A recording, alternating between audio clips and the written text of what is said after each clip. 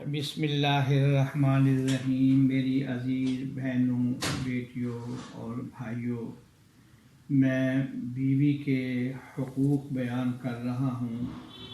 22 احادیث پہلے بیوی کے حقوق پر بیان کر دی ہیں، 40 بیان کرنی ہیں، اور یہ بات ذہن برے کہ 40 احادیث کا یاد کر لینا جنت کا ذریعہ بنتا ہے۔ 40 کے عدد میں بڑی برکت آئی ہے، اور آج میں سب سے پہلے آغاز اس سے کرتا ہوں۔ یہ رجب کا مہینہ شروع ہو گیا ہے، سن 1440 ہجری ہے۔ نبی کریم سرور دو عالم صلی اللہ علیہ وسلم رجب کے آغاز اور شروع میں ایک دعا مانگا کرتے تھے۔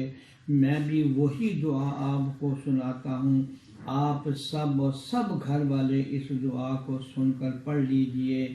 دعا کے کلمات یہ ہیں: اللہم بارک لنا فی رجب و شعبان وبلغنا رمضان۔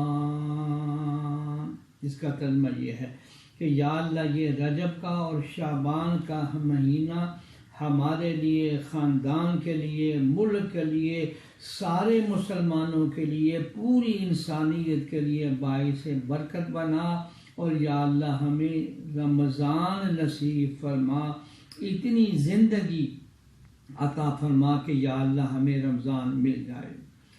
آج بیوی کے حقوق پر میں پہلی روایت سنانے لگا ہوں۔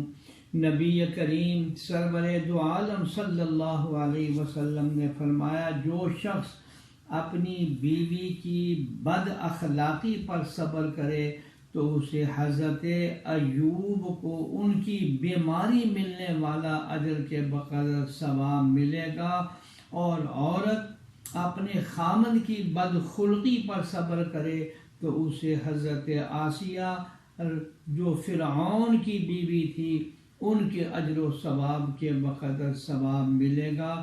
ذرا سا میری بہنوں، بیٹیوں اور بھائیوں تصور کر لیں کہ ذرا سا حوصلہ اور صبر کرنے پر جناب رسول اللہ صلی اللہ علیہ وسلم کتنی بشارت فرما رہے ہیں۔ اللہ ہمیں عمل کرنے کی توفیق عطا فرمائے، آمین یا رب العالمین۔